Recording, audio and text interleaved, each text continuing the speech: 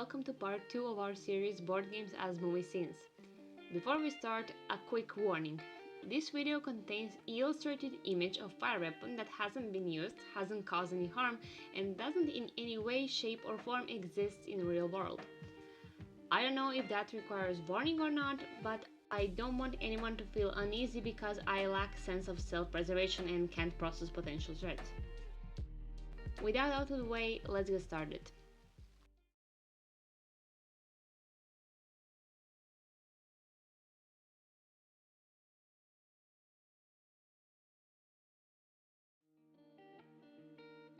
When I said we'll have 3 new games explored in this part, what I actually meant was we have 2 new games and 1 replay, that replay being Eldritch Horror. Now, not all board games have good replay value and they tend to get repetitive after you play them a certain amount of time. Luckily for us, Eldritch Horror has good replay value because of different ancient ones you get to play against. And even if you do end up picking the same ancient one, like we did, you still get to have very different gameplay thanks to different characters, quests, and minor monsters. So technically, it was a different game entirely, so I had to draw it. Also, I kinda like this drawing better than the last one, so I had to show it off. For me personally, second gameplay was so much better than the first one, mainly because we didn't spend an hour and a half on rules and setup. Also, despite the fact that our team was slightly different than the last time and it was first time for some people to play this game, the few of us who played it before balanced the scale enough so that we managed to play without any trouble. Now, I got a story for you. By some miracle, my character was actually in better shape than it was in the previous game, so what happened in this playthrough really took me off guard. I went to this one quest that wasn't even that hard and I was equipped quite well for it. But nobody counted on one thing: my luck at throwing dice. I'm not gonna spoil anything regarding the quest, but here's a little math to explain what happened. I had to throw 13 dice and get at least 1 5 or 6 to solve the quest and get out alive. And I could throw them for 3 times to get that outcome that we wanted. You wanna guess what happened? I didn't get a single 5 or 6. 13 dice, 3 times, and not a single 5 or 6. What happened next? Well, I got shot. Yeah. In a world where Lovecraftian monsters use their otherworldliness to drive you insane, I had the honor to be freaking shot in the head by Cthulhu himself. Naturally, I died and I spent the rest of the game sitting there and thinking to myself, what the heck just happened? Moral of the story, just because you played the game before, that doesn't mean you will get out of it alive. Still, that is something you gotta like about this game. You can prepare as much as you want and it can still surprise you in the way you didn't think it's possible. But that is also what makes it fun.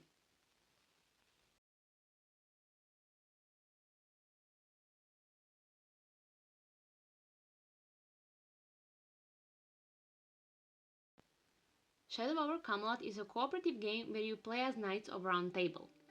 As a real team you are, your job is to protect the kingdom and vanquish forces of evil where they came from.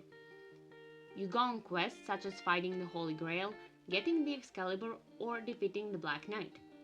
You also need to simultaneously fight various attackers on your kingdom that will be attacking non-stop throughout the game. More success you have on those missions, closer you are to winning the game. The more you fail, closer you are to defeat. Now, you all have your own set of cards you use to complete quests, but you cannot reveal them to other players. Therefore, you need to trust each other and believe that each one of you is acting in team's best interest. That will be all cute and stuff, if it weren't for the traitor. Yes, among you is a traitor who can secretly sabotage the whole gameplay with his own set of cards and put the whole gameplay at risk. Unlike Deception or One Night Werewolf that we tackled in the last video, here finding the bad guy isn't exactly the main goal of the game. You can find the traitor and bring him to justice, and that will help you in the further play, but you still need to win the main game. You can potentially go around accusing people to reveal if they're a traitor or not, but every false accusation will add more power to forces of evil. So, my advice to you, keep your trust issues for yourself and rather keep an eye on teammates who are acting weird. Now, you may be wondering, did we find the traitor when we were playing the game? The answer is no, because there wasn't one. There were 7 of us playing, and at the beginning we drew out of a deck of 8 cards to determine who is an ally and who is a traitor.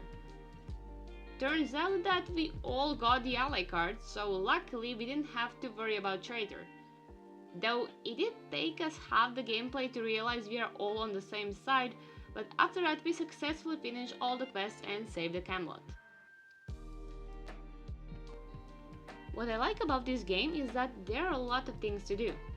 We only played it once, but I believe the next play would definitely be more different.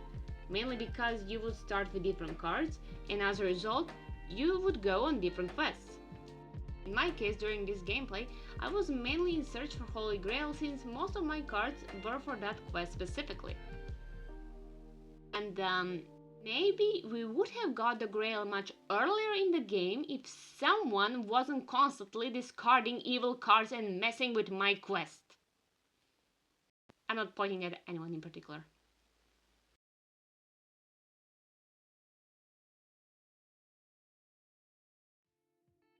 You may find surprising that after all horror/thriller games we played so far, we ended up playing something as chill as Wingspan. Well, maybe it is chill for you, but for me it's pretty much horror like any other. Firstly, birds and I have a complicated relationship. Not all birds, I like majority of them, especially owls. Look how cute this one is. I do, however, have slight problem with liking birds in my neighborhood specifically, because they tend to think my balcony is a toilet. And since I end up saving some of those feathery gentlemen from my cat every now and then, I do feel my goodwill is being abused here, if you know what I mean. Anyhow, back to the game.